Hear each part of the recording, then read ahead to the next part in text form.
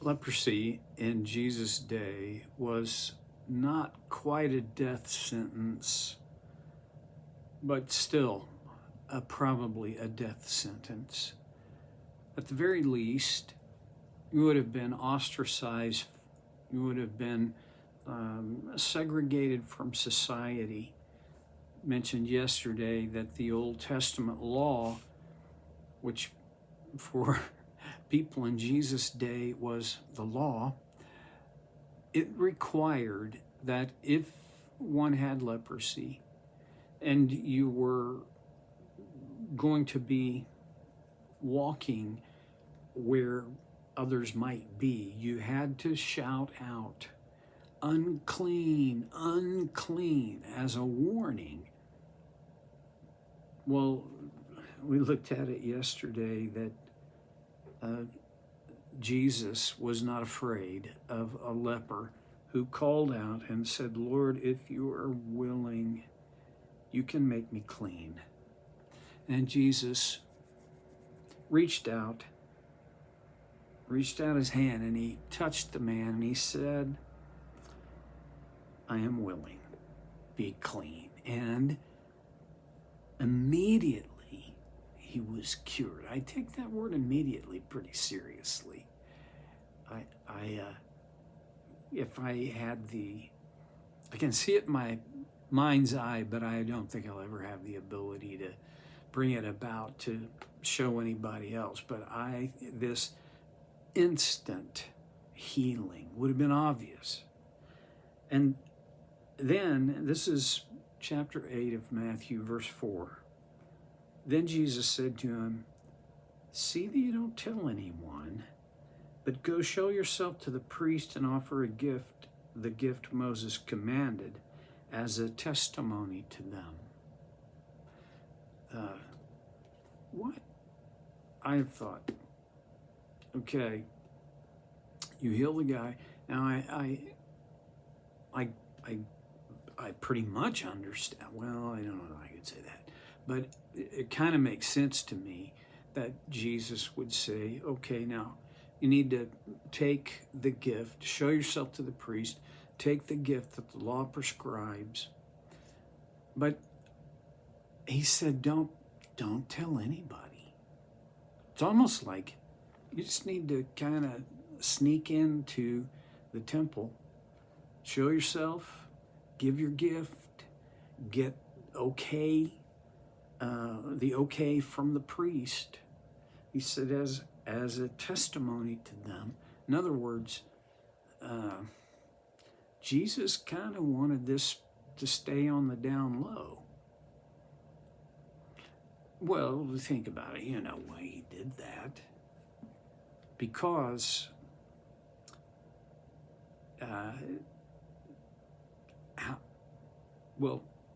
because what happened was, even when he healed them, those that he told, don't tell anybody, guess what? They told, and the result was he could hardly move around. There were days when he and his disciples, they didn't have time to eat. They had not a moment to themselves. The crowd pressed on him constantly. Well, I don't know whether the guy ultimately didn't tell anybody, but we don't know anything otherwise. Okay. Then here's the next narrative from verse 5. When Jesus had entered Capernaum, a centurion came to him asking for help.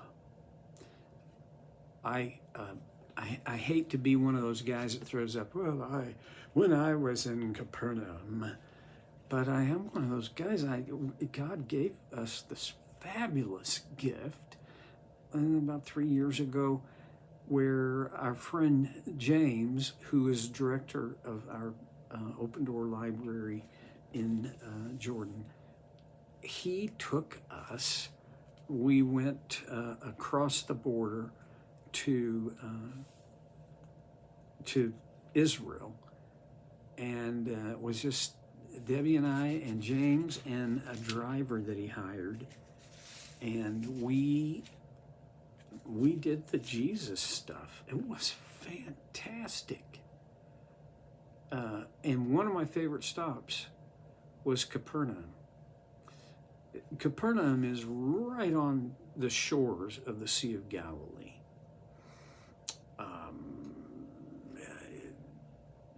Jesus popped in and out of Capernaum a lot in his 3 years of public ministry. And, well, here he is in Capernaum, and a centurion came to him.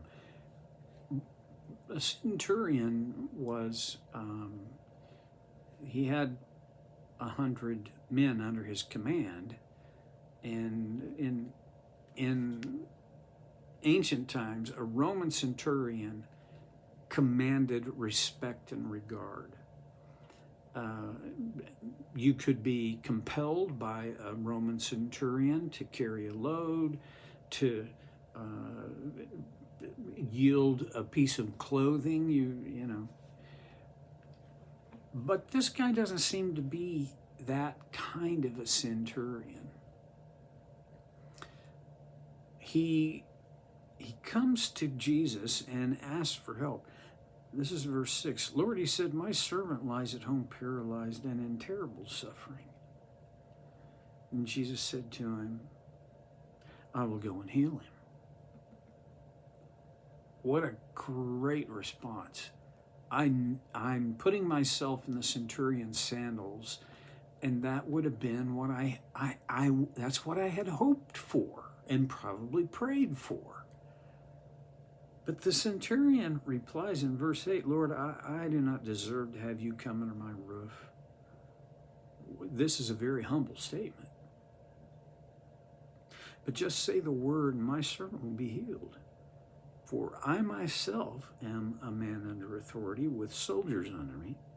I tell this one, go, and he goes, and that one, come, and he comes. I say to my servant, do this, and he does it. When Jesus heard this, he was astonished and said to those following him, I tell you the truth, I've not found anyone in Israel with such great faith.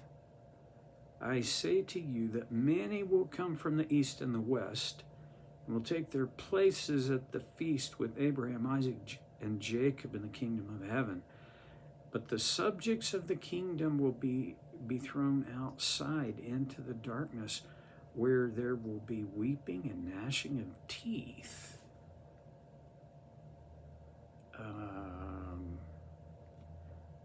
Wow, Jesus, I think he went down a bunny trail. Well, we're going to come back to that, but the rest of the story is Jesus says to the centurion, go, it will be done as you believed it would. And his servant was healed in that very hour. 2 lines of thought to pursue here. The first one is the faith of a centurion. Well, he was a Roman. Romans were pretty notorious as, they had a reputation in Israel as being pagans. And the term is they were polytheists, meaning they had many gods. They had inherited their religious system from the Greeks. Was what we call mythology, but we struggle to realize and remember that they didn't think it was myth. They worshipped these gods and goddesses. But this one centurion whether he was a polytheist, and, you know, it's hard for me to imagine that he hadn't been brought up to be a polytheist, and had it reinforced from the time he was a little bitty kid. But he had this sense, he would have had to have had this sense that Jesus, there was something more here. Jesus' reputation as a healer was pretty widespread by this time. And Jesus, he remarks about this faith. This centurion didn't even need him. In fact, remember, he said, listen, I don't deserve for you to come under the roof of my house. Meaning, I'm not good enough.